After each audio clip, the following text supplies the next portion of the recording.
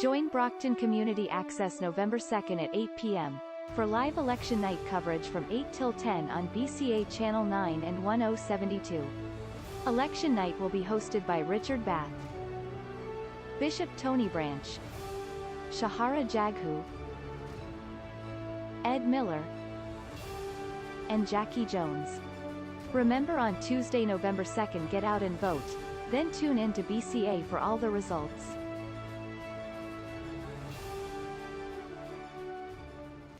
Good evening, everyone. Welcome to the Councilor-At-Large debate. I am Phyllis Ellis, President of the Brockton Area Branch. We want to thank Mike Thomas for letting us have this debate here this evening, and also to BCA for recording. I understand it is being live streamed on channel 1072 and also on YouTube. We consider it a privilege to host debates so we can give the voters the opportunity to see and hear from the candidates. Often people are undecided on who to vote for. After hearing from the candidates at a debate on issues, undecided voters tend to make up their mind. The Brockton Area Branch is a nonpartisan organization. We do not endorse any candidate, but we do wish them good luck. For many members of our live audience and viewers courtesy of Brockton Community Access, this may be the first time that they have seen or heard the candidates speak. Tonight, we provide the opportunity for the candidates to let viewers know who they are and what ideas they will bring to Brockton City government if you are elected to the council. It is my pleasure right now to introduce the candidates. We have Jamal, you may clap, Jamal Braithwaite, Bradley Darencourt, Wynn Farwell, Rita Mendez, Moses Rodriguez, Gary Keefe, David Texera, and Michael Nunes. The format is a rebuttal debate. Each candidate will have an opportunity to respond to all the questions asked. The questions have not been seen by any of the candidates. I will ask the final question, and that question will also serve as the candidate's closing statement. They will have 2 minutes for the last statement. We have 3 panelists tonight here to ask the questions. First, we have Professor Willie A. Wilson, Jr. He is an adjunct professor of African and African American Studies at Stonehill College. He is also an instructor of certified nursing assistant and English students of other languages at the Adult Learning Center at Brockton Public Schools. A former curator of the Brockton Historical Society, Mr. Wilson also teaches MCAS and SAT prep courses from a multicultural standpoint for upward bound students at Brockton High School. Next up, we have Tiffany Ellis Niles. Tiffany Niles is a founding partner of Niles & Niles LLP, a general practice law firm on the South Shore of Massachusetts. Tiffany serves on the boards of the Lawyers for Civil Rights, New England Community Services, and the Massachusetts Black Lawyers Association, where she serves as vice president. Tiffany is also the chair of our Legal Redress Committee. Last, we have Steve Thomasy. Steve Thomasy has been a resident of Ward 3 in Brockton since 1985.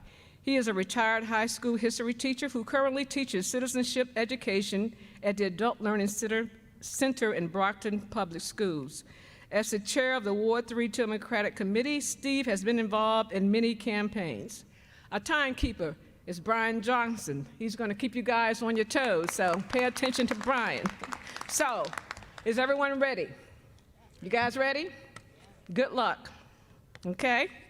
Tiffany, you have the first question. I don't know if the candidates would like to stand for the duration of the debate because you will be going back and forth answering questions, so it's totally up to you. If you want to stand or sit or go to the microphone. All right? But Tiffany, please ask the first question.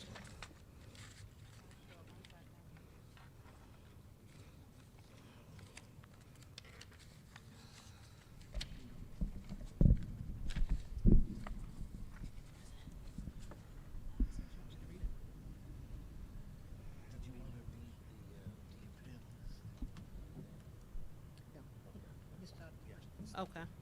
All right, good evening. So my first question is going to go to Mr. Texera, and the question is, how do you feel about having a limit on the number of terms a counselor may serve? You have 90 seconds. Thank you, NAACP, for having this event tonight. Turn the mics on.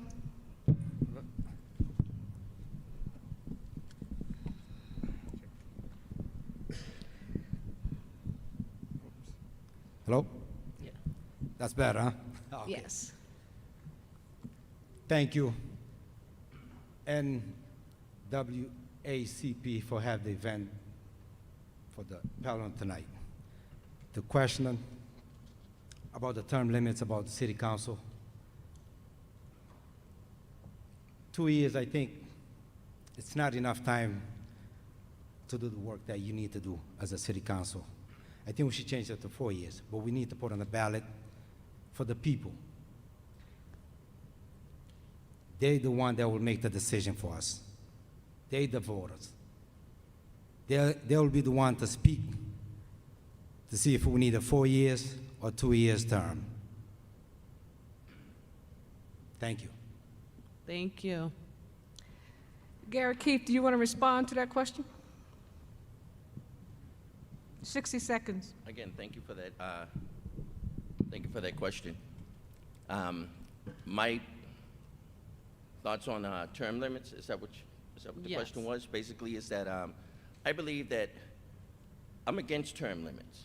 And the reason I say that is because of the fact that as long as an elected official is doing their job, they should be able, as long as they're being effective, they should be able to get re-voted in by the voters. It's the voters who make the decision, and it's the voters that make that choice on who's doing their job. So I'm against term limits. Okay. Thank you. Jean Darencourt, do you want to respond?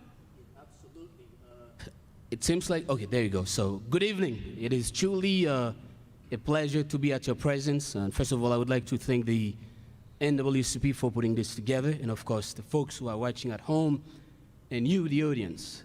It is always an honor to be at your presence, and I am so happy to be here, especially after what we went through in 2020. In terms of terms limit, I believe there should be a terms limit, but the people should determine that. I strongly believe that if somebody is doing a wonderful job, yes, the voters should continue voting for that person. But it doesn't mean you can be there forever. I think there should be a time where you have to move on and give that spot to somebody else. But that will be up to the voters to determine whether or not we need a term limit. But I strongly believe that it is important because we don't want anybody to be complacent in terms of knowing that they can never leave and to continue to do whatever they want with no expectation of living on. That will be it for me. Thank you. Jamal, you want to respond? Yes. Yes. I believe that Brockton City Council positions should be 4-year positions, and they should be full-time roles as well. Whenever you're trying to provide a quality service or quality product for the community or for really any client, you need to make sure that they have sufficient labor and they're sufficiently compensated. Right now, city councilors receive a stipend, and the people who receive stipends are volunteers. You can't get a quality service from your city councilors if they're not working there full-time and adequately paid. So that's my recommendations. Thank you. Michael Nunes, do you want to respond? Keep this, simple question. I think, 4 years for mayor, 2 years for city councils at large, is check and balance. That's what I really think. That's, it's a simple answer. Simple question, simple answer. Thank you. Thank you. Win Farwell. I would not be in favor.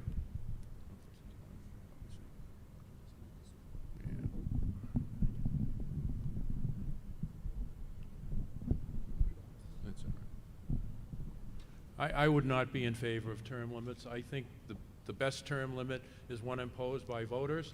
If someone is doing his or her job and they're effective, I think the voters should have an opportunity to return them to office. And my one concern is that it's getting harder and harder to get people to run for office. It's a daunting task. We have social media that's turned into anti-social media. It's dissuading people from running for office. So I would leave the system as it is, and I would leave it up to all of you to determine how long someone serves. Thank you. Rita Mendez? Yes, thank you so much for that question. Just this year alone, 3 of our city councilors is not on the ballot who have served the city in many capacity for several years and been truly there as mentor to the new councilors that joined it. So as a new councilor, I do think that each and every one of you are doing a great job really watching these debates, knowing who you want to vote for, and elected the people that you want to serve and represent you, and that is the best term limit that we have. Thank you. Thanks. Moses Rodriguez? Well, thank you very much for doing this, Phyllis and the NAACP and all you folks at home and here in the studio. I think the question whether or not we need term limits in this community, we already have term limits. It's called an election every 2 years. You know, we hold an election every couple years. Those that are doing a decent job get to stay in it.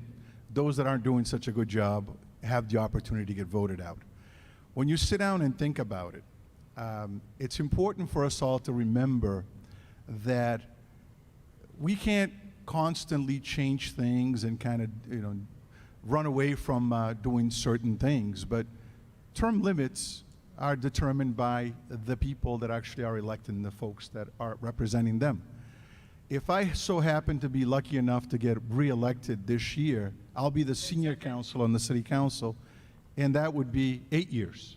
I'll be on the council for 8 years. To me, 8 years is not a long time. So to be honest with you, I don't think we need a term limit in this community. Thank you. David, do you have any final words on that? Term limit should be up to the voters, not up to us. The voter is the one that will decide how many terms you should serve as a city council-at-large. And on November 2nd, they'll determine who will have the term limit. Thank you. Thank you. Okay. The next question, Steve, to Rita Mendez. Yeah, question about residency requirements. Residency requirements are intended to strengthen the ties of public service workers to the community that pays them. Without such requirements, large amounts of our residents' taxes are brought out of our city to support public services in other communities.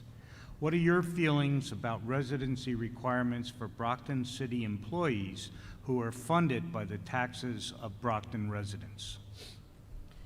That's a great question, because since when I joined the council, I've been trying to wrap my head around with the residency requirement.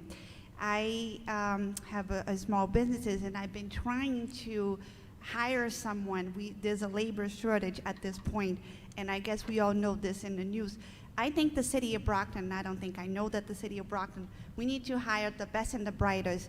And I do understand it's our taxpayers, our dollars that is going to retain these people, but we need the best and the brightest to serve our city, to serve our community. And when they come before the city council, usually what standard do we use in order to determine whether they should get a waiver? So we end up just giving a waiver to pretty much everybody that comes and asks for one. They tell us what the story is and how are we really, if the mayor is appointed, they think they're the best person. They try to find, I think the preference should be for Brockton residents if there's 2 qualified individuals. But in the end of the day, we need the best and brightest. We need this city to function as well as possible. So I do think that the residency requirement should be going back to the voters and let the voters decide again if that is what the city still wanted. Because I do think that stops and prevents us from getting, and what we're paying is not as a good salary as we're paying in Boston or other cities. So we're paying lower, and we're also asking the people to live in Brockton, pay our taxes here. It's a very difficult issue. It sounds good for the people, but in reality, in practice, it doesn't really work, at least from what I've seen. Everybody who came before the city council for my 2 years have all gotten their residency waiver. So it should go back to the voters and let the voters decide once again and explore that issue further, because it is worth debating about it. Thank you for the question. Thank you. David, would you like to respond? You have 60 seconds. If this city is good for you to work here, it should be good for you to live here.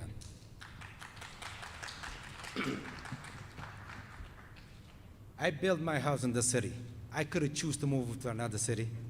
I don't work for the government, for the city. But like I said, special when you make over 6 figures. And this city is so beautiful that when you look from north to south, west to east, there's plenty beautiful place that you can choose and pick to live here so you can serve our city better. Thank you. Jean Darencourt, would you like to respond? 60 seconds. Absolutely. Thank you so much for this question. I think it's a wonderful question. Obviously, this is something that I spoke about back then when I was in the council. I do believe that the residency requirement is important in terms of making sure that the folks who are working here and the folks who are getting the taxpayer money actually invest some of them here. Because at the end of the day, if you don't live here, you probably don't care about what's going on here. But if you live here, you are raising your child here, you have a solemn responsibility, not just to yourself, but also to the resident. At the end of the day, who is paying you? The taxpayers. So for me, I think it's a no-brainer that the folks that works in the city, I think as we speak, the duration for that is 7 years. 7 years is not too much to ask for anybody who's making more than $100,000 to live here. So if you are willing to accept a job here, yes, you can work here. And I'm sick and tired of people saying that we have to look outside to get a job. What we have to do, we have to encourage our young folks to come back after they went to college to work for the city, giving them an opportunity to work here, as opposed to look for people out there that may not have an interest in terms of investing in this space. I think it's important, and I think we can find the best qualified people to work here. Thank you. Let's stay within the time now, guys. Thank you, Jean. Jamal? Yes, I am a believer in the residency requirement. I believe that the city council and the mayor, they're just not honoring it to the letter the way it's really supposed to. I mean, every single time there's a residency requirement waiver request by the mayor, in this past year and a half, the city council's approved it every time with very minimal pushback. A great example is that the chief internal auditor role in Brockton has been vacant for over a year and a half. That role has not been advertised at all to the public. Therefore, you, as the resident, you're disserviced by that because you don't have an auditor looking over the financial statements. The reason why I bring it up is the day that role is finally advertised, the mayor's probably going to rush an applicant through and say, hey, we need to fill this. Can we get a waiver? That's insufficient. That role should be advertised right now to the public, and it should be available for any resident to apply for. Thank you. Gary Keith, 60 seconds. Yes, I believe in residency law. And the reason why I say that is because when you work here and you live here, you have more pride in what you're doing. And out of a city of 105,000 people, we should be able to find the best candidates right here to work and live in this city. It brings more quality to the city. People take pride in this city when they're working here and they're living here. Excuse me. So as far as the residency law goes, I'm all for that. I think that we should stop giving out waivers because we can find qualified candidates right here. And that's it. Thank you. Michael, News, you want to respond? Yeah. I also believe in the residency law with exemptions. We can't have everybody, follow that criteria. For example, our police officers that, serve the city, it's very dangerous if they have to live in the city when they know the person that they arrested last week. I believe some exemptions should be included with that. Sometimes we can't fill the position, have some exemptions there first. Prioritize, the residents first. If you can't find no residents, open it out to the rest of the community. That's what I strongly believe. Thank you. Thank you. Win Farwell? I think residency is an issue whose time has passed. The largest group of employees in this city is exempt from residency by state law. All of your certified staff in the Brockton Public Schools can live anywhere they want. In addition, the city has watered down residency through collective bargaining agreements. We even have a department head union composed of certain people who have bargained away the need to live in this city after a certain period of time. I agree with Councilor Mendez. A preference for Brockton residents where equal qualifications exist is what we should move toward. And I would say I've never seen any data that suggests that if you live in the city, this is where you're spending most of your money. As a matter of fact, I'm concerned that most of our money is going to e-commerce. Everyone is buying whatever they need off the internet. It's being delivered. So I would not favor continuation of residency. Thank you. Moses, 60 seconds. Thank you. I'm a strong believer in the residency law because I voted for it back in the days, back in the 90s when it passed, and a law that was supported by 70% of the residents of this city is something that needs to be taken seriously. We are supposed to be representatives, the voice of the people. And if our voice is to represent our folks, then you put it back to the voters, and if the voters come back and say, we are no longer in favor of residency, then we go about getting rid of residency.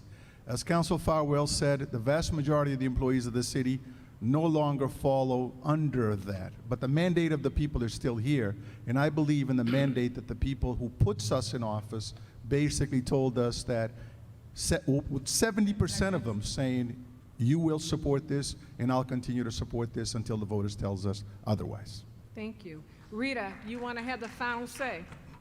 Yes, so as I stated before, residency is an important issue, and we should always give preferences for people who live in Brockton. The reality is we have many open positions in city government that in order for them to fill it, they have to accept a lower paying job and be required to live in the city.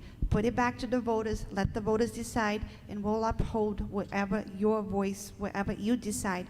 But quite frankly, I've never received a single phone call of anybody complaining that we granted a waiver for residency. Does not seem like the voters of today really are upholding that and is that important to them, because if it was, they would be calling every single one of us, sending us email and telling us, uphold the residency requirement because I voted in favor for it. Let's put it back to the voters and let the voters decide. Okay, thank you. The next question goes to Jamal from Willie. Many candidates use the term transparency among their campaign buzzwords. Can you describe at least one specific recommendation that you would try to implement that would fulfill the goal of increasing transparency in the operation of Brockton City government? Yes, to increase transparency, and I'm going to build on the last topic we just talked about with residency requirements. So for example, transparency in the residency requirement process would include that before any applicant is considered outside of the city of Brockton, the public is aware of who applied here in Brockton. So that's an example of transparency before before there's an exemption applied to residency. Another example of transparency is really just looking at our budget. In the city of Brockton, the past 1 year, the city council has approved over $900 million of spending. And when you look at the budget for fiscal year 22, there's just not enough detail to understand it. For example, with COVID funding, we haven't even seen a detailed report so we can have the transparency to see how the money was spent, how much money is left over, and what programs are available for people to apply to who so desperately need it. These are examples of how I will advocate for transparency as a city councilor at large. Thank you. Wynn Farwell, you want to respond? I'm sorry, is that for me? Yes. The city has done a great job of transparency. As a matter of fact, we won an award for our fiscal year 21 budget book. In that budget book, you will find every single name of a person who works for the city, how much they make, how much they earn in holiday pay, how much they earn in night differential, how much they make in educational incentive. Every single line item in every department is broken down in terms of where we're purchasing goods and services. It's all on the internet.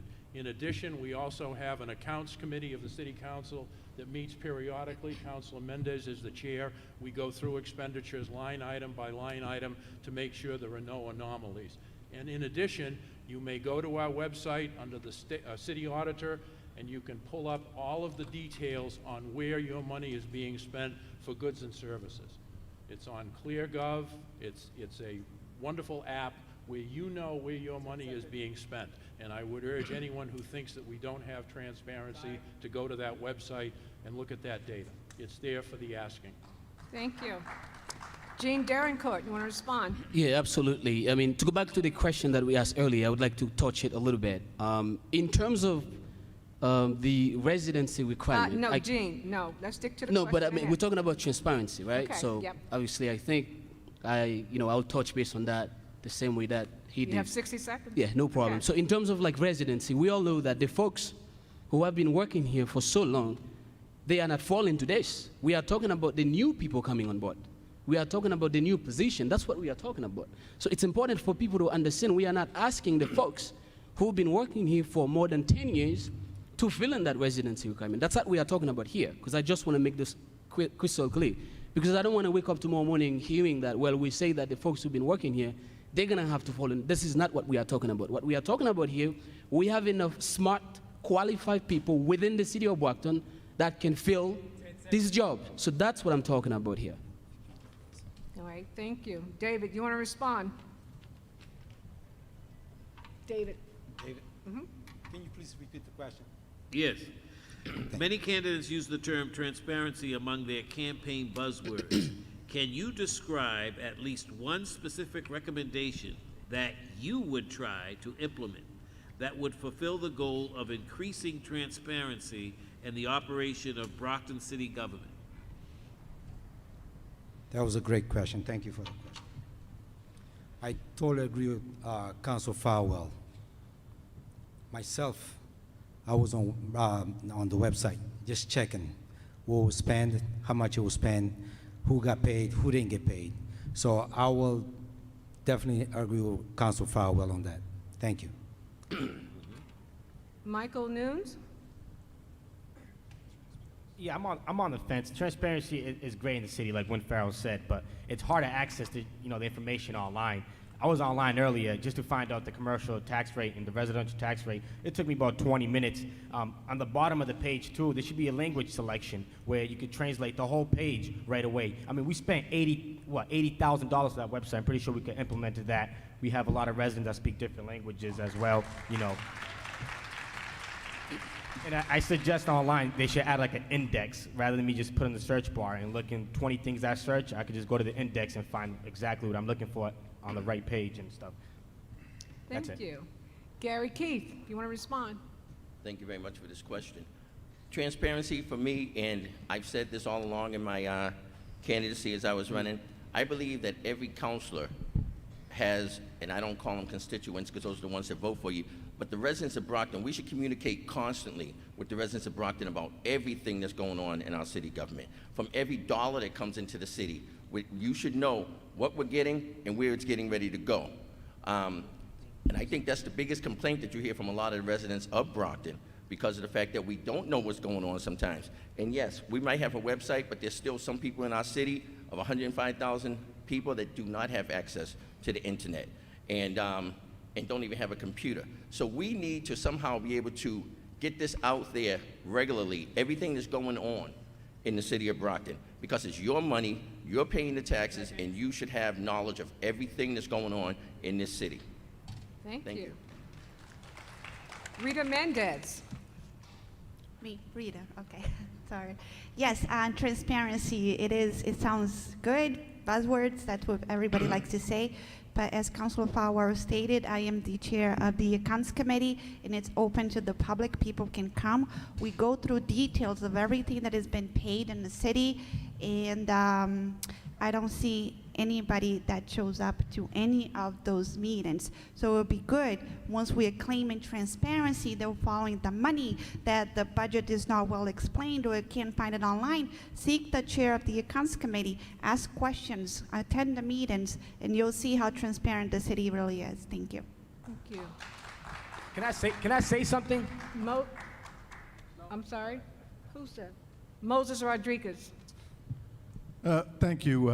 I too, because I'm in the city council, believe that it is a buzzword, and it sounds kind of, funky when somebody says that. But when you sit down and think about it, our meetings are videotaped and aired on television. Whenever we discuss the budget, the whole city has an opportunity to see it.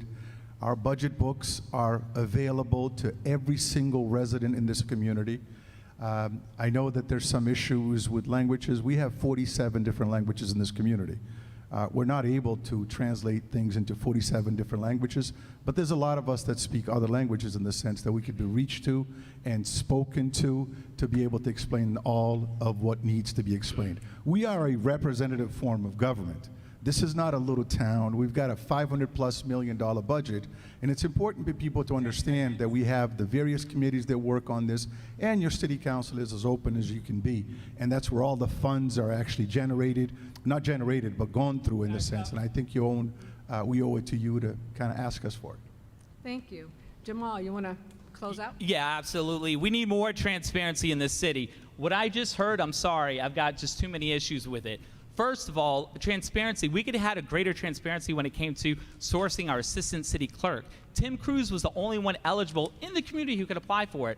When the councilors asked Zioli, our previous assistant clerk, or city clerk, who else applied, he just said 2 people applied. But we don't even know who they are. We don't know their resumes. We know nothing about them. So that's an example where there's a lack of transparency when it came to sourcing who's going to be our effective new city clerk.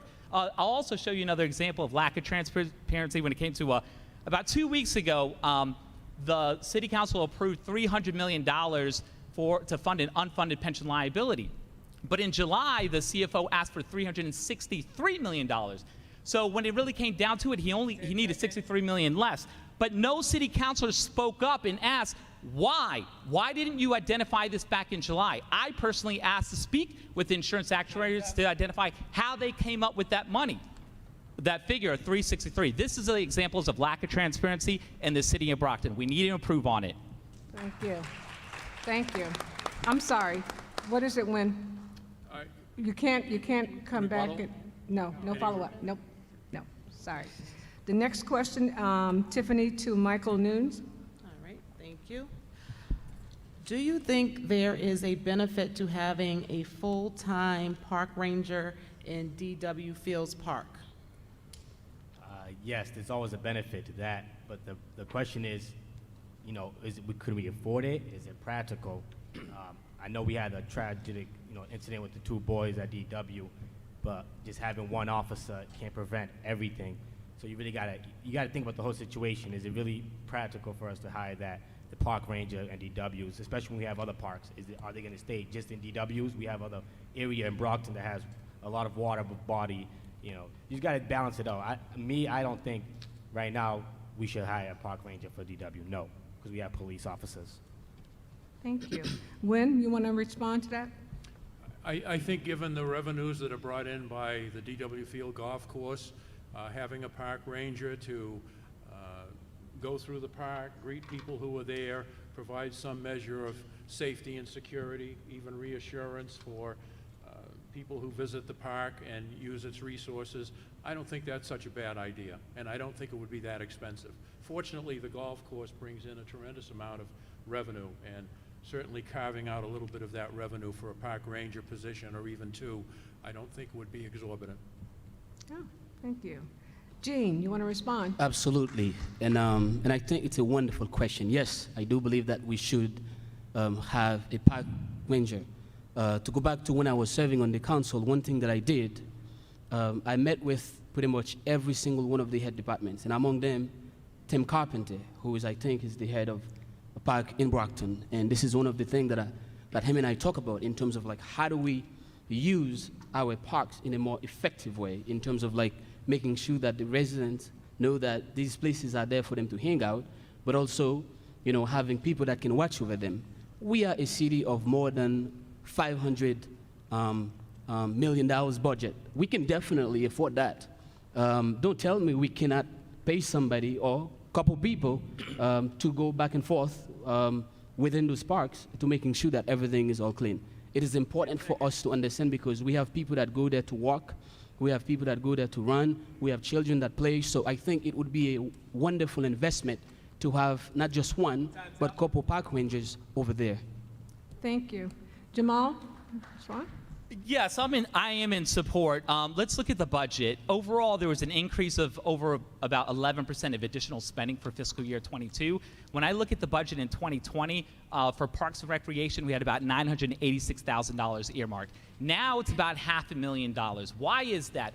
Why are we spending less on our parks and recreational services when we're using it more every year? So yes, I'm an advocate that we need a full-time park ranger and so much more for our parks, which also can be a source of generating revenue in the city of Brockton. Thank you. Thank you. David? I think that would be a great idea, but we should have like a part-time, not a full-time. Especially what happened during the summer. Okay, thank We you. should- Are you done? No, I'm not done yet. Okay. I'm sorry. We should definitely look into the budget, make sure that we can afford to hire a part-time park police. Thank you. Gary Keith, you want to respond? Yes, please, thank you. I believe that we should have a full-time park ranger, and as I said again at the beginning of this campaign, DW Field is one of our underutilized gyms of the city. So I wouldn't just stop at a park ranger.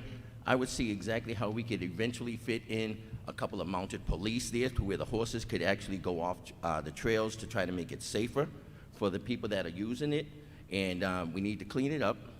And I believe that if we had a couple of mounted horses there, and, which we could replace 5 dogs. I'm not saying to get rid of the dogs, but if we could fit it into the budget to have 2 mounted horses, mounted police, the park ranger, I believe that families will start going and feeling safer going out to DW Field and utilizing it more. Again, that's one of our hidden gems in this city. Thank you. Rita, you want to respond? Yes, so I do love the DW Fields Park. When I'm not out campaigning like this summer, my husband and I, we go and we walk every morning in that park.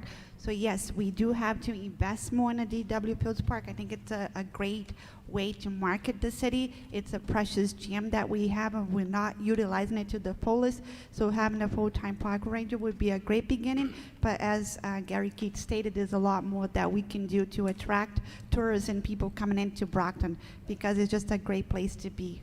Thank you. Thank you. Moses, you want to respond? I guess I'm last again.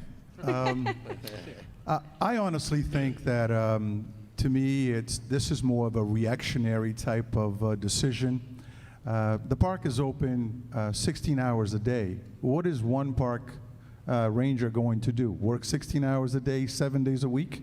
So just to say hiring a park ranger, to me, makes very little sense. There's so much more that we can invest in that park and put more resources into it, because what about if the park ranger's on the north side of the park?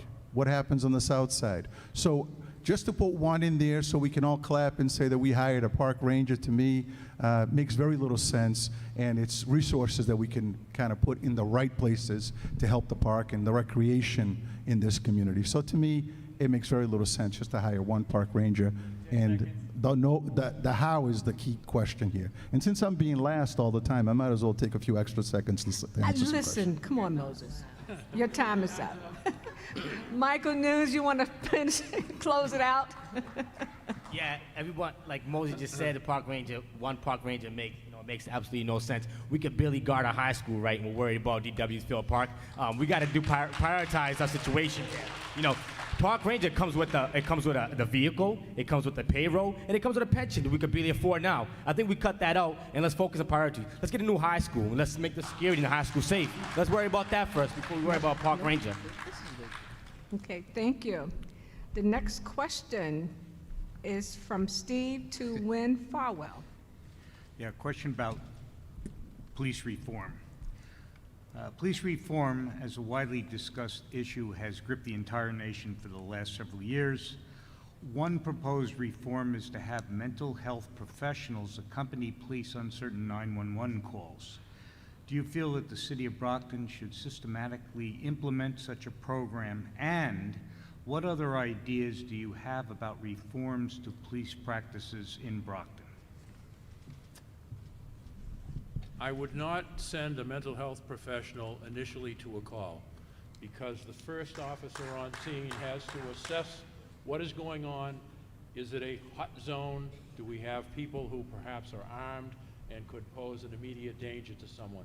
Sending a mental health professional who is not trained in police operations and is not a sworn police officer, to me, could be a recipe for disaster. And in some cases, it might even trigger a person who is under great stress to react inappropriately. Now, do I think that in terms of police reform, should we have a mental health professional available for the police to call in after a situation has been assessed, after we've determined that there is no immediate danger? Absolutely. I think we're asking the police to do too much. I think we're asking them to assess mental health issues, and they're not qualified to do so, and they really should have a resource available to them in those situations that call for it. In terms of police reform, I am a big proponent of wearing body cams. I think everybody's got cell phones, everybody can film a scene. I think police officers today should wear those body cameras. That will be an absolute record of everything that went on at a particular scene between the officer and whoever is at that scene. I think that is the best evidence possible as to whether the officer has behaved appropriately, and I think it would go a long way towards assuring the public that we are serious about holding police accountable. Thank you. Moses Rodriguez, would you like to respond? 60 seconds. I'm not used to this, so listen, I think we need police reform, but not for the same reasons that everybody else is pushing for it. I, as someone who actually served in the military in this country, it doesn't matter where you go for your boot camp, you get trained exactly the same way no matter where you go. But the issue in police is that the men and women in the police department in Brockton, they do an awesome job, and they're great guys and women in the police department. But at the same time, what's going on across the country in terms of the disparity that exists in the training portion of police, it needs to be a universal police form of training that goes across all boards. But at the same time, our police needs help. They need help basically not necessarily in crime fighting, but in crime prevention, to work with the families, to work with those individuals that have the mental health issues, to help them with the process that they need to help. And we need to provide more resources to the police talking less about taking resources away from them. Thank you. Jean Darencourt? Yes, absolutely. And I think this is a wonderful question in terms of what has been going on in this country. When it's come down to, police reform, and I think language is important because sometimes, especially with mental illness, it's important for folks who are going to these calls not only have an idea of those people, but also being able to somewhat at least speak the language. To give credit to the late Mayor Bill Carpenter, under his administration, there was 2 young women, among them Lisa, I think Lopes, and Jennifer Hippolyte. These 2 young women, one of them was Cape Verdean, and the other one was Haitian. So whenever something was going on in terms of like domestic violence and stuff like that, so these 2 young women usually go to this call to find out what was going on, because obviously one of them speaks Cape Verdean Creole, the other one speaks Haitian Creole. So I think it's important for us not only to talk about police reform, but also to talk about languages, because language barrier can be very detrimental to the life and death of a young person or anybody who's facing challenges in the city. So I think it's important for us to focus on that. Thank you. Jamal? Yes. When it comes to police reform in Brockton, I think the very first thing we need to acknowledge is that in December 2020, the governor passed a Massachusetts state police reform bill. Now, it's a very lengthy document. It's not clear who in Brockton owns the responsibility to identify how that law is going to be implemented here in Brockton. I gave recommendations to the Community Justice Task Force, and they then summarized a much larger set of recommendations to the mayor. I think the mayor should review the outcome of that task force recommendations. It's very lengthy, and to identify how we can adopt those measures here in Brockton, starting with identifying who's going to own, identifying how we're going to implement that reform bill in the city of Brockton. Also, I'm a big advocate of a civilian review board to add accountability and transparency to the city of Brockton's policing and law enforcement measures. Thank you. Michael News? Yeah, obviously I believe in this police reform as well. But with the mental health issue, with officer responding with the mental health first, I don't agree with that. It's a dangerous situation. We've seen what happened about 3 weeks ago. Imagine a mental health person arriving there first. It's a very dangerous situation. But we can train officers, not every officer, it's limited to the officers that we train of the basic. You see an autistic kid, they're scared of sound, a lot of them are scared of sound. The basic stuff, we could implement that into our officers. And I do believe in the body camera. We should have had that a long time ago. That's how I stand in the police reform. Thank you. Gary Keith. Thank you. When it comes to police reform, like Moses said, he's a veteran of the Navy, I'm a veteran of the U.S. Army. No matter where we trained for, no matter which branch we were in, the training was the same, okay? And the training across the country needs to be uniform, uniformity all the way around. I will say this, here in Brockton, we do not have the problems that a lot of major cities are having with their police department. And I applaud our police officers in the training that they do receive. And we need to continue to support them, continue to give them the resources that they need to continue to do the job. However, as far as sending a mental health worker in, I agree with Mr. Farwell. No, they should not go in first because that's what the police are trained for, to do. They know how to go in, they know how to de-escalate a situation or to handle it properly. At the same time, I will say this, any police officer that breaks the law, as we've seen around the country, there should be a zero-tolerance policy on that type of behavior. Thank you.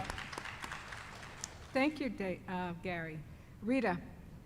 Yes, this is a very important question because we are a very evolving society. The issues that the police department is dealing today is very different when they were first implemented in society. Everything is changing very fast and the law is staying behind. So I do agree that it needs a reform. We need to look at it. We need the community to be engaged. I don't have any training in police department. I don't have any training in mental health, but I do think we do need to implement the civilian review board so that way we can have these conversations and see what would be best to serve our community the way they deserve to be served. Thank you. David? Police reform. We need a better training for the police. We need to provide a better training for the police, especially when they get a call for mental, like what happened 3 weeks ago. We need to train our police officers, make sure when they get a call like that, they prepare to respond to a call. They're not calling to a house, you walk in, or the police just walks into a house, doesn't know what to do with it. But we need to invest in our police officers. We need to not defund the police, fund the police, give them a better training. That's where I stand at. Thank you. Wynn, you want to close it out? Yes, there are many professions that have continuing education unit requirements, and it probably won't be during my political career, but I do think the police should be required to have continuing education units, hopefully taught at a community college or a college in civil rights, civil liberties, handling mental health issues. I think the more we professionalize the police, the better we prepare them for the unknown that's out on the street. And if it requires some tuition assistance, which we already provide to some unions through collective bargaining, I would not be opposed to that. Thank you. Thank you. The next question, Willie to Jean Derencourt. What is your definition of affordable housing? And what can the Brockton City government do to address this problem? This is a wonderful question, and thank you really for asking it. Back then when I was on the council, I remember there was 2 young women from the western part of Massachusetts coming to Brockton to explain to us the importance of having affordable housing in a place like Brockton as a gateway city. So my definition of affordable housing is that, I'm 31 years old, right? I have a full-time job. I make decent money. So based on the money that I'm making right now, it's not enough for me to afford buying my house in the city. And I think that's a problem. So I think it's important for us to take a look at not only, obviously the housing market is good in terms of like how high it is going, but it is good for those who are selling the house, not for those of us as young people who are trying to have our family, buy a house in the city. So it's very complex. And I think it's important for us to understand not only to have affordable housing, but housing that will actually, fit and also worth the money. Because obviously we have a lot of people coming in the city, with a lot of projects and obviously trying to make a lot of money, kicking people out. So I think for someone like myself, I'm making more than $50,000 a year, just to give you an example. I don't want to tell you how much money that I'm making. So I should be able to afford an apartment in the city. And I'll tell you that straight. I am not the only person or the only young person in the city who cannot afford it. Because at the end of the day, to rent a one-bedroom apartment, depending on where it is, it can be up to $1,500 and $1,600. So I think we gotta take a look at, like, how do you want us to stay here? How do you want us to invest here when we cannot even afford to live here? Even some of us sometimes have 2 full-time jobs. So that's what I'm talking about, affordable housing. Thank you. Moses Rodriguez. Gee, 2 in a row. Well, one of the things that I have to say is that there's a lot of talk about affordable housing, but we also forget that the vast majority of the landlords in our community are home owners themselves. Our homes are owner occupied. So if you put a lot of restriction on what these poor souls can pay, and I'm telling you, I've seen it firsthand where somebody's paying $4,000 mortgage a month. And if they go back and you cut back on what you can charge folks for rent, these people are going to lose their homes. So we got to be fair across the board and basically make it so that the landlords that are actually home occupied as well and the tenants can coexist. Because just to do it one way, I think you're going to end up hurting some hardworking individuals in our community. So if somebody's coming in from the outside, then you can demand a certain number of affordable units so people can afford to pay those rents. But we got to be very careful because a lot of our homeowners are struggling to pay their mortgage in this community, and I see that on a daily basis as well. Thank you. David? I'm a landlord. I rent. We got a plenty of apartment in the city that we rent to affordable housing. When I see a couple make under $60,000, for me to go charge them $1,600, $1,700 for 2-bedroom, I won't go to sleep. So we need to have a rent control. I'll be the first one to say, let's have a rent control. Let's control our rent. As a landlord, I know it'll hurt to say this, but let's not be greedy to get it all. Thank you. Jamal? Yes, I would define affordable housing as it's a population of people who, if your income if your cost of living is greater than 30% of your income, then there's a scenario you may be eligible for affordable housing. But then there's also people who live at the poverty rate or below the poverty rate. And so there's a spread of people who should be eligible for affordable housing. To promote more affordable housing in the city of Brockton, as a city councilor, I'm going to recommend with the city councilors to approve an ordinance that will provide property tax relief to developers and property owners who provide affordable housing solutions to senior citizens and low-income families. Secondly is also I would like to conduct a review over the Brockton Housing Authority and their waiting list to understand their inventory of affordable housing and to identify really what our service needs are here in Brockton and what's our shortfall so we can meet that demand. Thank you. Michael? Can you repeat that question one more time, please? Sure. Willie? What is your definition of affordable housing? And what can the Brockton city government do to address this problem? We have, in Brockton, we actually have a lot of affordable housing. So for people to say we don't have affordable housing in Brockton is false. But I think, there's always room for more. If we're going to increase population, we always can add more affordable housing. But Father Bills, they had a program coming out recently up on thing. They got a housing assistance with Father Bills. We have a lot of programs that provide affordable housing for people that can't afford, these apartments. But, like I said, I think we have enough. The federal government gets involved and has these HUD plans for the people to build these apartments and have 7%, designated for these residents that can't afford these type of rent. So I think we're pretty well balanced right now. Thank you. Gary? Thank you. Affordable housing basically you ask the meaning of affordable housing. That's housing that people can afford. The thing is that they can't afford it if their wages aren't matching that, what they're paying out in rent. So instead of having affordable housing, I believe that we should have workforce housing as far as what rent according to what a person's pay is. The other thing is that with investors and developers coming into the city of Brockton, I believe that we need to change the zoning laws, okay, to where they can get some type of tax credits, and we need more subsidies for the renters to help them with their rent. So there's a whole aspect of things that need to go on to actually help some of the people with the rent of today's wages. Thank you. Rita?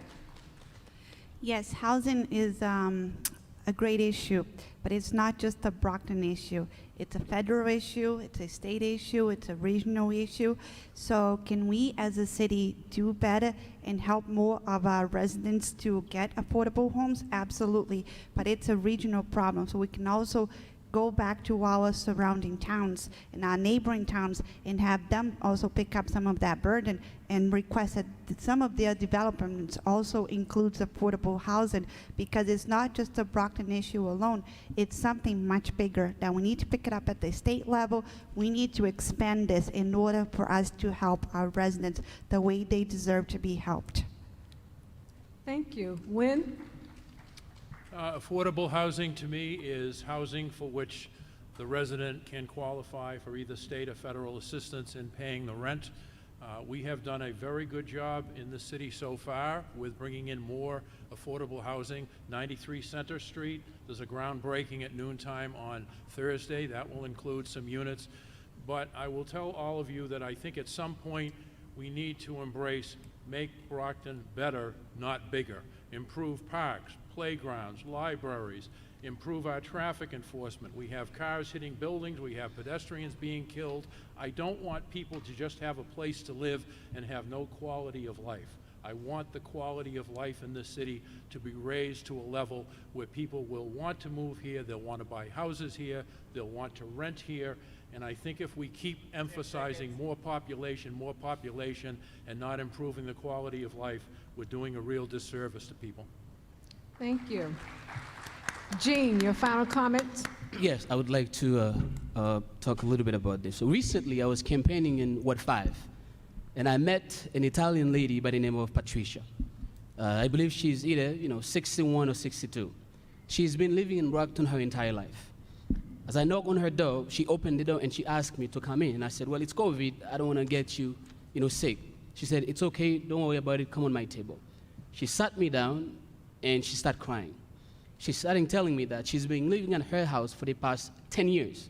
The landlord has been very gracious for the past 10 years, never increased the rent. But obviously, she's working at one of the supermarkets in the city. As she was telling me the story, she's making the same money. And as we speak, the landlord's gonna have to raise the rent. And she doesn't really know what to do. Just imagine you being 61 and 62, living at a place for more than 10 years. And now you are worrying about this. I think that's a problem. I think we gotta be able to work as a city to making sure that when Patricia is facing a situation like that, her life can be better, not worse. That's what I'm talking about here. Okay. Thank you, Jean. Thank you. The next question, Steve, to Moses Rodriguez. This is a perennial question about the Aquaria plant. In view of the fact that Brockton residents have had their water bills rise annually for the past 4 years, what are your thoughts about continued spending on the Aquaria plant?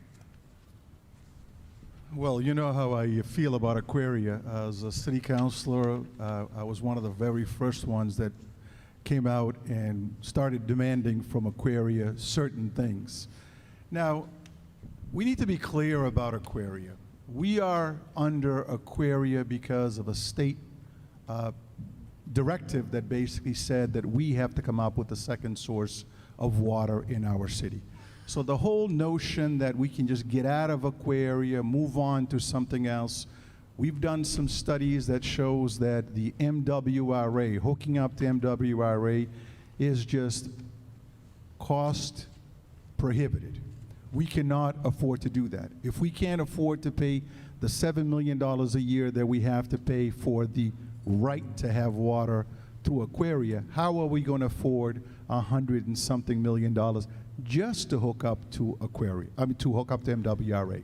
So we must continue to do that. When I was mayor, I actually sat down with Aquaria and proposed to purchase Aquaria from Aquaria at a rate where we would be saving a ton of money in this community, be able to sell water back to some of the communities that are now relying on their wells that are failing all over the place. So I actually did that, but unfortunately it didn't move beyond the discussions once I left the mayor's office. It died off with COVID and all the other things that came around. But to be honest with you, I think Aquaria is something that we're stuck with, and we actually have to figure out a way to get away from it because we are under a state mandate to do that. Thank you. David, you want to respond? Aquaria's been around for a long time. It was a bad deal from the beginning. Now, as a resident, all of us, we got to deal with this.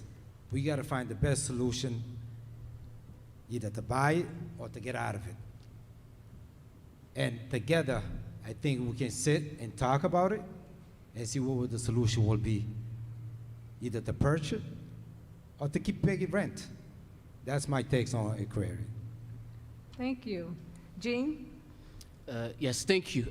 Aquaria, obviously, some of you who saw me on the council back in 2018 and 2020, my colleagues next to me, can tell you what I did. I think Aquaria is a problem in terms of like the city investing a lot of money and obviously not getting anything back. I think that we should definitely think about either we buy it or we do something else, because the amount of money that the city is investing in Aquaria every single year, obviously, it's a requirement by the city. I think we can do something about it, or we can actually ask them to give us a better deal.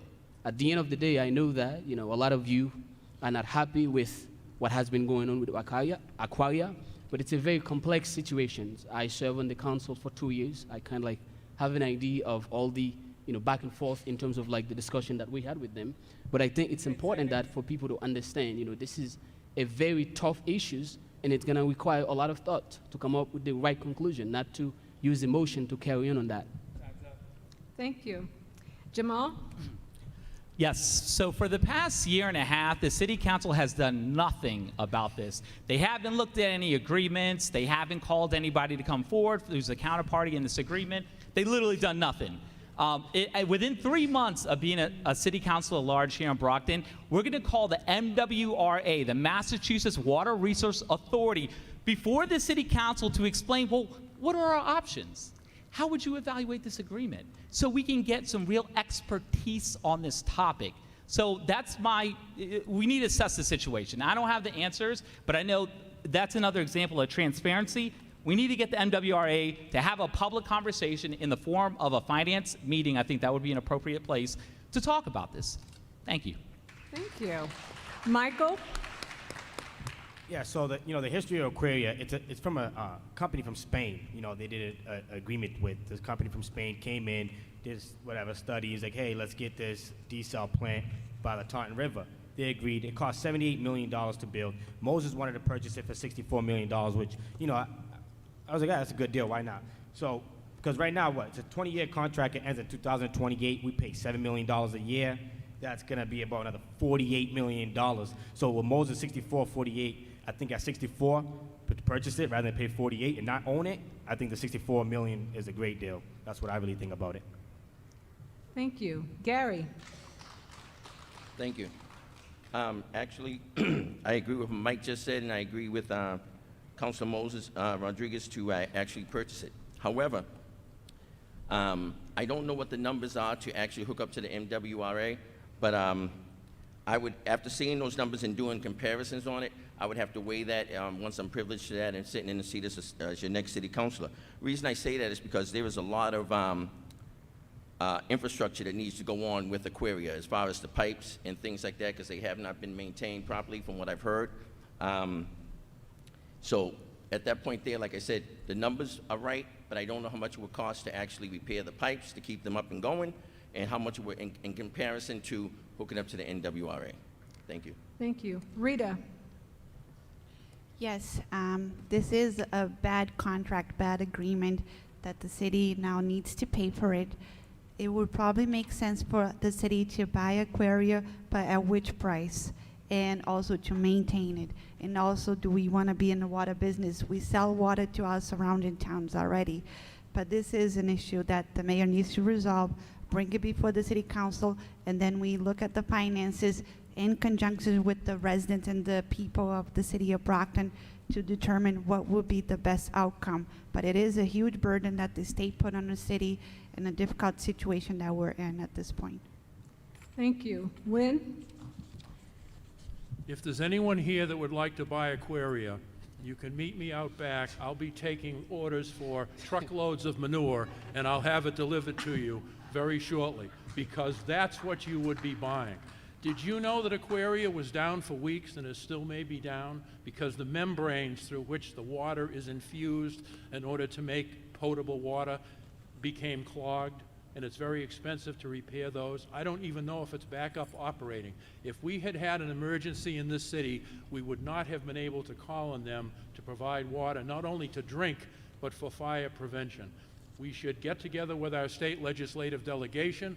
We should ask for help in evaluating the MWRA option. We don't know exactly what it would cost to hook up to the MWRA, but Aquaria is located in a tidal estuary. Did you know at low tide, extreme low tide, you can't pump water because there is insufficient water there? So if someone wants to buy Aquaria, run for that door as fast as you can. Thank you. Moses, you want to have final comments? I do, but we got to be realistic about this. We have a contract, a legal contract with Aquaria that still has 8 years left in the contract at $7 million a year. If you guys are okay with just paying $56 million and at the end of the contract get zero to show for, that is irresponsibility as well. We're sitting here looking at ways to improve life for people in this community, but yet we are willing just to kind of kick to the can, almost $60 million. We investigated, we brought in MWRA to make a presentation to the city council about us hooking up to the MWRA. So that's been done. And the fact that why we haven't done anything in a year and a half or so is because there's a thing called COVID-19 that basically brought everything to a halt in this community. But as far as our obligations, we've looked into every single way of breaking that contract, and let me tell you something. The lawyers tells us that we can't do it, and we can't do it. We have to live by a contract. Thank you. The next question, Willie to Gary Keith. Yes. What will you do, if elected, to increase communication with your constituents in order to keep them informed and educated about the actions and policies of their city government? Thank you, and that's a very good question. One of the things that I've been saying all along is that basically social media is one of the things that we need to do, but I also heard that we have a nice website to keep people informed. But, we hear from the councilors all the time and the ward councilors about ward meetings, okay? But you never see the ward meetings come to light until it's election time, okay? And that's something that I would do every 2 months, every 3 months, and as many times as possible to keep the residents informed. The thing is, though, is that we need to, again, we talked about transparency. We need to be visible in our neighborhood. I retired from my work, so I'm going to be a full-time counselor. And because I live in Brockton, I'm always at the mall. I'm always walking down the street. I'm always somewhere, and I talk to everybody. And I think that that's what we need to do to keep the communication flowing, but we need to be accessible to the residents here in Brockton, to where they need to be able to pick up a phone, and when they dial our number, we answer it so we can inform them, the ones that ask. The ones that don't ask, we still need to be able to reach them somehow. And that's by any means necessary, because like I said, I believe that that's our biggest complaints that we hear from the residents of Brockton, is that they don't know what's going on. So I would do anything and everything to make sure that they're informed. Thank you. Wynn, you want to respond? We held quarterly CAL meetings when we didn't have COVID, and that worked out very well. The four of us would go to different locations around the city, and then we would attract people from that particular area of the city to come in and tell us what's on their mind, what their neighborhood problems are. We do post all our meetings. We are on cable television. I do think the ward meetings, when they're held, are very beneficial. And most ward councilors hold ward meetings. I go to them because I learn a lot. But at some point, I would hope residents would reach out more to us. I really don't get as many phone calls as I thought I would on different issues. And it is a two-way street. If you want to know something, call us. Let us know what's on your mind. If I can't answer it right away, I will research it. I will get back to you. I will give you the information that you need. But there has to be that two-way relationship that I think is so important for information sharing. Thank you. Jean? Yes, John Bradley, yeah, definitely.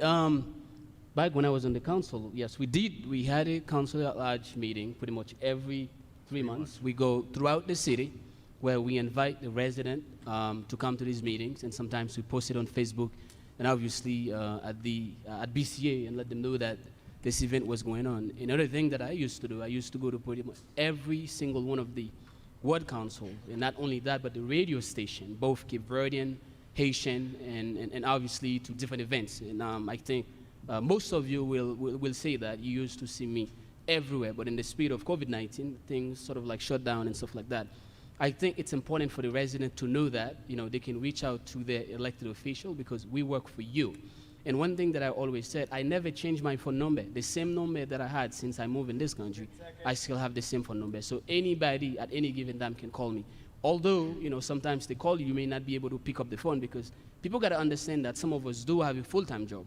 But after work, I do pick up the phone and I get back to you, and I will never change that. You can bet on that one. Thank you. Jamal?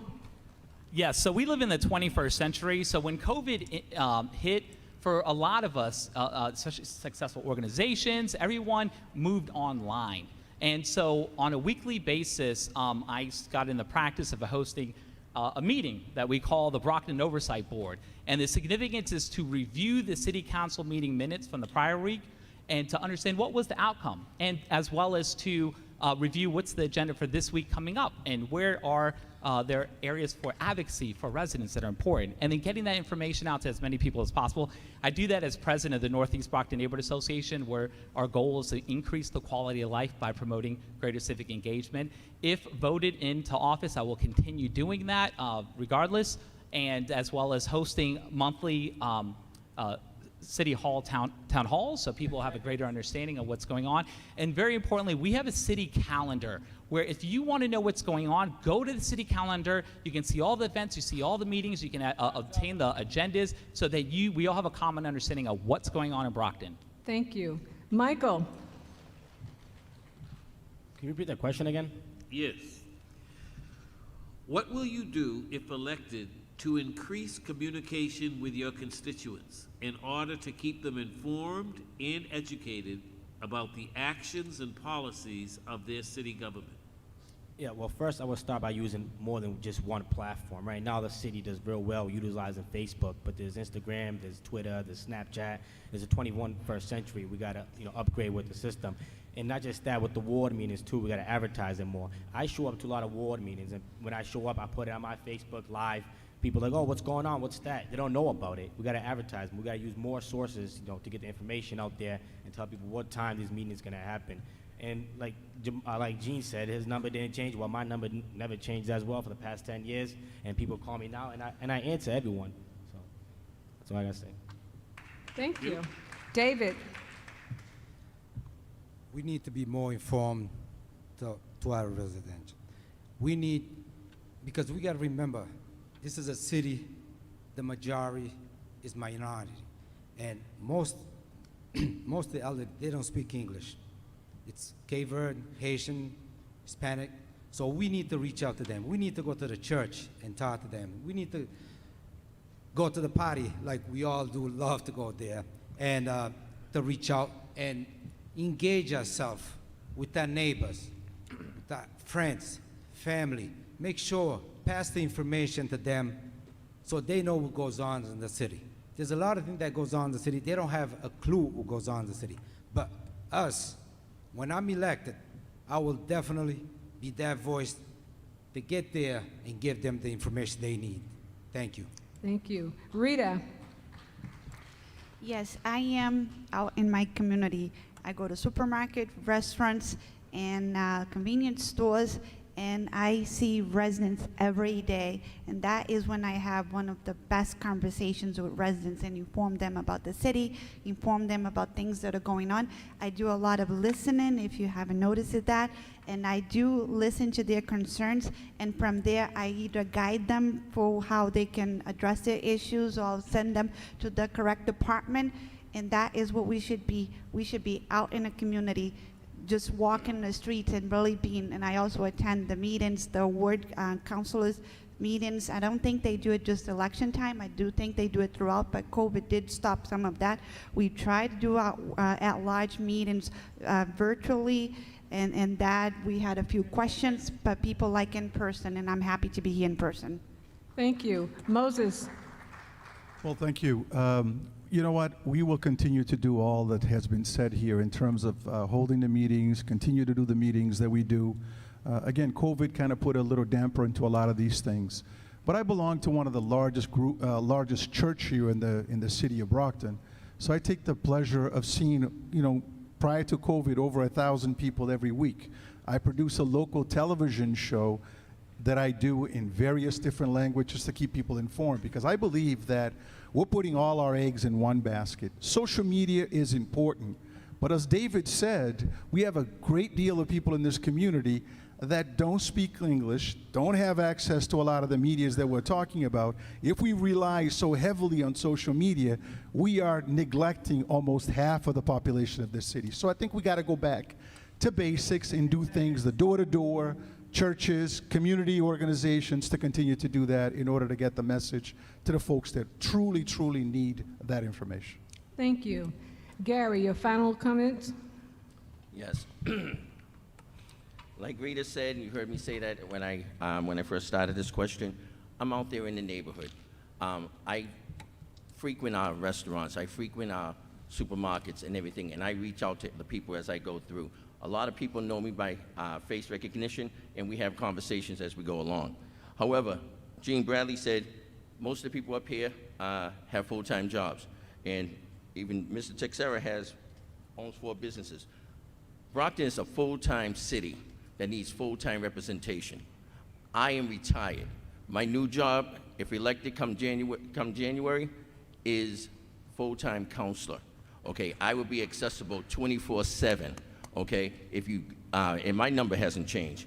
I live right there on Main Street, well, not Main Street, but a Main Street, which is Belmont. Okay, people drive by my house every single day. Pull over, come say hi to me. If you got a problem, knock on my door. I'm accessible to you.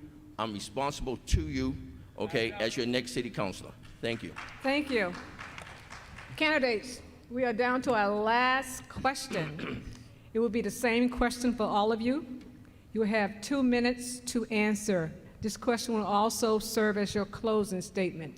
2 minutes, okay?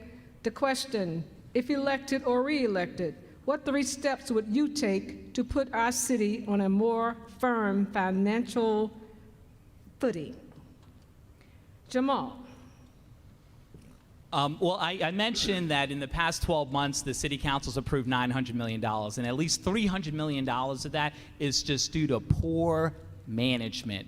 For the past 36 years, Brockton's retirement board has performed in the lowest 10% of municipal pension fund providers than any other city in the state of Mass, all right?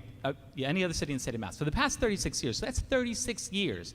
Now, that $300 million could have been avoided, but no one on your city council other than Tina Cardoso really spoke up to ask for more transparency, more information. How do we get this number? But what did she get? She got a lot of pushback. So in order to achieve we need a more lean, less debt burdened government. And the way to achieve that, first, we need the right attitude. We need the city councilors with the attitude that they want to get to the bottom of the information.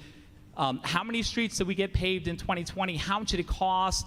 How are our estimates different from actual versus expected costs? None of that analysis takes place in the city council at all. So if any city council tells you there's transparency, they're not telling the truth, or they don't know what transparency really is. So my closing statement is I'm a financial statement auditor. If you want an auditor on the job in Brockton, vote for me for Brockton City Council at Large on November 2nd. Thank you so much. Thank you, Jamal. Michael Nunes. All right, okay. So The question was how to make Brockton more financially stable, right? Is that the question? If elected, what 3 steps would you take to put our city on a more firm financial footing? Okay, we have about 100 acres right now vacant. One is owned by W. Mason, and the other one is owned by CXX. I know CSX is protected by eminent domain, but I would try everything in my power to take that property from them and put it into full use. And the property that's owned by W. Mason that sits on Mulberry Street, it's about 100 acres of land that's potential to build more apartments, more commercial property and all that. Once we have more buildings and more residential buildings, it creates a bigger tax levy. We could drop the tax percentage that we charge right now in the city. Right now, Quincy is at $12.14 per every thousand, and Brockton is at $14.50 for every thousand for residential. If you go to Quincy right now and you see how Quincy transformed in 4 years downtown, they did what we did in 10 years. Quincy, Mass, right around the corner, go look that up. Cambridge residential tax rate is $5.92. The commercial tax rate is $11.23 compared to Brockton at almost $30. Why would a business come to Brockton and open and build here in Brockton when they could go right there to Cambridge? Way more prospering than Brockton. I mean, I'm here to build a better Brockton. This is why I'm running. We got to use our heads now. We have 100 acres of land sitting there. Let's put it to use. Let's take our land and let's build so we create more of a tax pool. That's what we need to do. Thank you. Thank you. Jean Darencourt.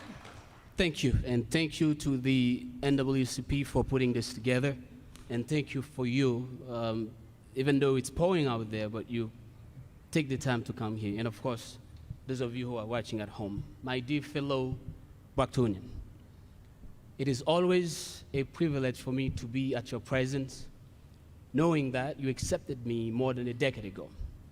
One thing that I always say and always mindful of, when I first came in this country, I could not speak the language. Fortunately, because of the foundation that was set before me, I was fortunate enough to go to the Brockton Public Library to learn English, got a job at Crystal's Restaurant where I learned the value of hard work by virtue of being a busboy.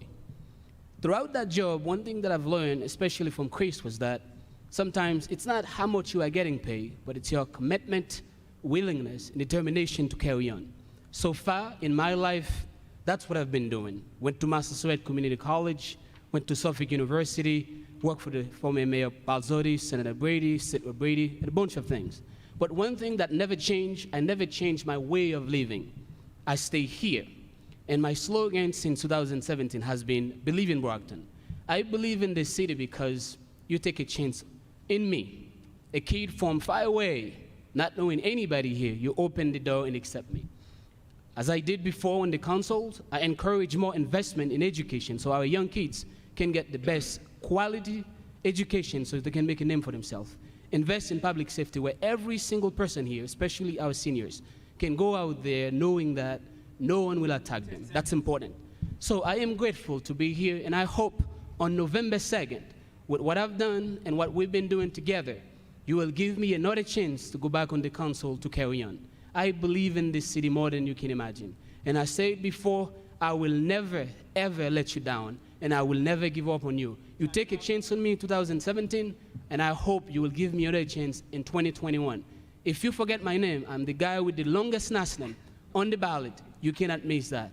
Please, don't forget me as you are voting for your next 4th City Council. Thank you. Thank you, Jean. Gary Keith. Thank you to Ms. Ellis and to the board here in the NAACP for putting on this forum. My name is Gary Keith, and as you can see on my sign, it says Experience Matters. Experience matters in my marriage of 35 years. Experience matters of raising my 7 kids and now my 7 grandkids. Experience matters in everyday life. I've sat on the planning board and the zoning board for 4 years each. I'm a U.S. Army veteran. Lost my train of thought there for a second, I'm sorry. As far as financial, helping the city financially, basically I said along in my campaign, we need to help the businesses that are here now in Brockton to grow stronger roots in our city, so when we go out to attract a new business, we don't lose 2 that are already here because they're not getting the assistance to stay afloat. We need to help them out at the same time trying to bring in new business. So I would do that. The other thing I would do is I would go into whoever the mayor may be in January if I'm elected, and I want to see exactly what their plan is to move Brockton forward. See how much of it I buy into, and see if I can get them to buy in some of my ideas at the same time to go along with it, because it's not just on the mayor's back to actually push this city forward. I believe that it is the job of the city councilor to be as ambassadors, okay, to do just a little bit more. You know, if everybody did just a little bit more, okay, we have a better Brockton in no time. Okay, we basically, everyone wants to pass the buck to the next person. You know, it's not my job or whatever, but it is our job. It's our job as a city councilor to communicate with you. It's our job to the city of Brockton to advocate for you, to help you with your problems, to be accessible, to be transparent. We need to be better as a councilor. We need to set the example for so we can hold everybody, every resident of the city of Brockton accountable at that point there. But how can we hold you accountable if we don't hold ourselves accountable? So my name is Gary Keefe Sr., and I want to be your next city councilor-at-large. Thank you. Win Farwell. Thank you very much to the NAACP, and thank you to all of you for coming out this evening. Financial stability is the underpinning for everything we do. If we're going to have excellence in our schools, if we're going to have safe neighborhoods, if we're going to provide the services that lead to a quality of life in Brockton, you have to have a firm financial foundation. If I'm honored to be returned to office, I will watch very carefully how the $35 million in ARPA, American Rescue Plan Act money, is spent, making sure that it's allocated where it should be to infrastructure repairs, road reconstruction, educational programs and services to the extent that we can do so. I would also continue to favor tax increment exemptions, which are a means of helping businesses locate in the city in blighted areas. What it does is it forgives a portion of the taxes that they would pay over time so that a new business can get its footing. We do have emerging technologies and new services that are coming out of COVID. Hopefully some of them may locate here. I do think we can still do housing, but we need a blend of housing and true economic development. We need to generate jobs. People need to work. Young people who go to the high school, young people at the community college, they need a second job or an original job just to pay for tuition, books, and other things. And we don't emphasize job creation enough. When is the last time you've seen anyone mention job creation in the city of Brockton? And it really should be one of the things at the forefront. So I will continue to read, research, analyze, watch finances very carefully. I do think we did the right thing by borrowing money for our unfunded pension liability. I'm glad we borrowed less than we needed because of our projected rate of return. And you do have a team of professionals at City Hall who pay attention every day, including the Accounts Committee, to how money is being spent. And I will continue to make sure that that is the case for our city. And again, I thank you for the great honor of serving you. Thank you.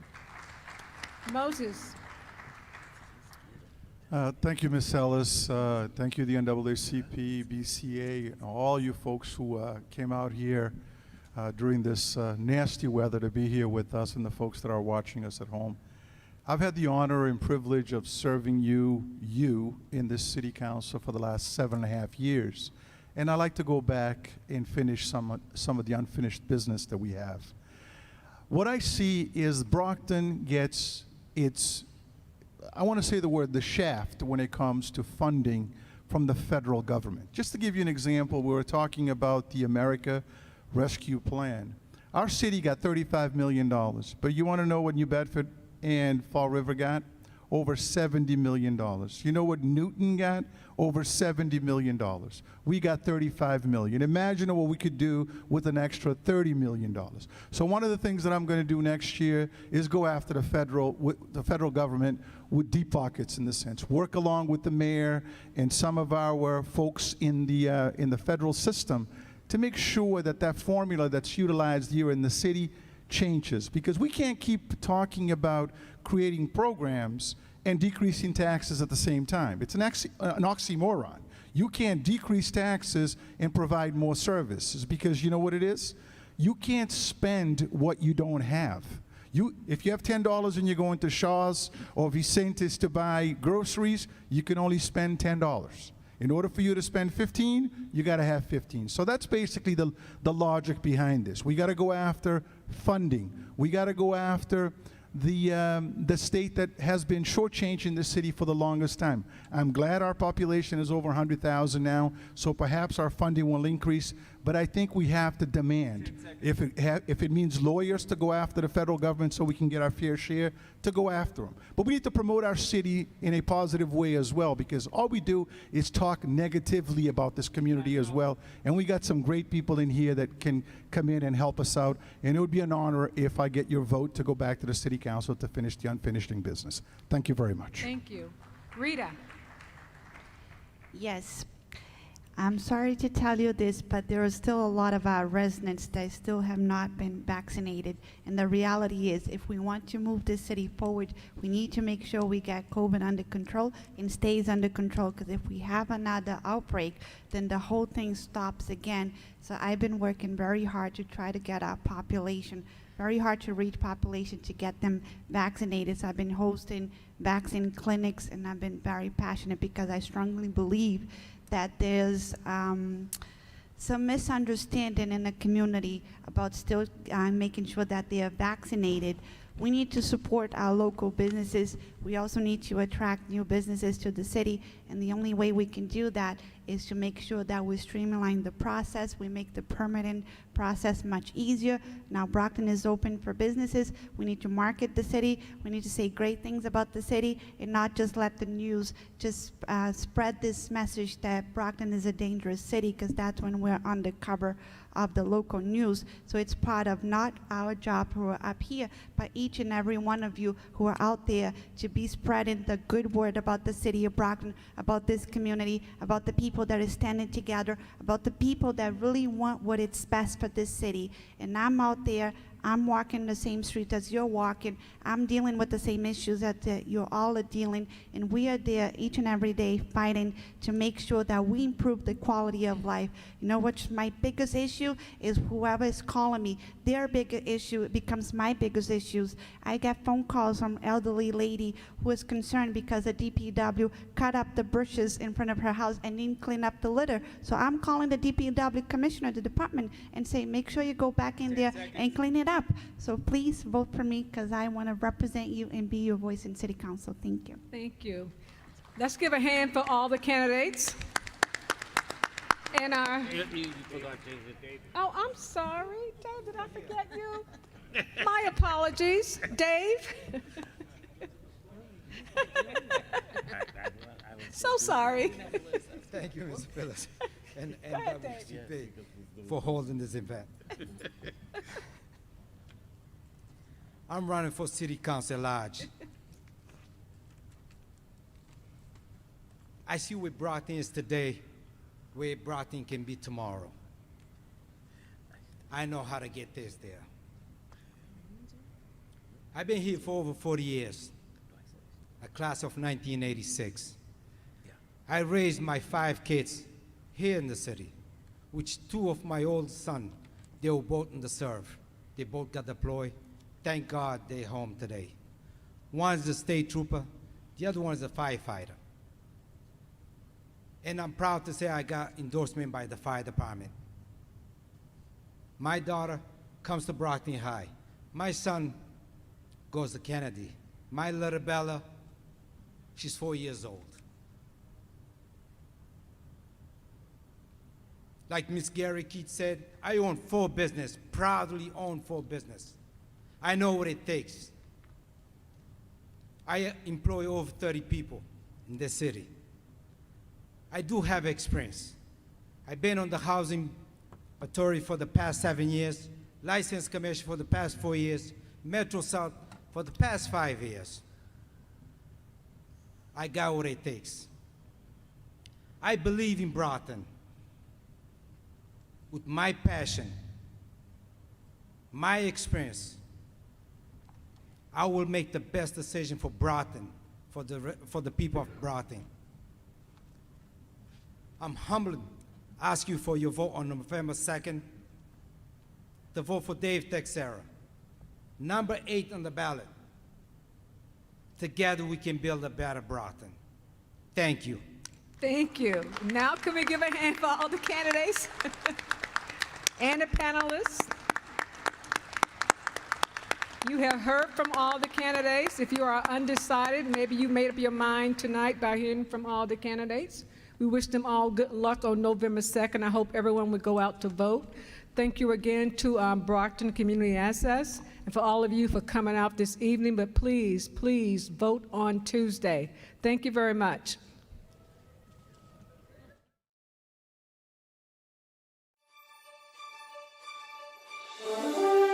Join Brockton Community Access November 2nd at 8 p.m. for live election night coverage from 8 till 10 on BCA Channel 9 and 1072. Election night will be hosted by Richard Bath, Bishop Tony Branch, Shahara Jaghu, Ed Miller, and Jackie Jones. Remember, on Tuesday, November 2nd, get out and vote, then tune in to BCA for all the results.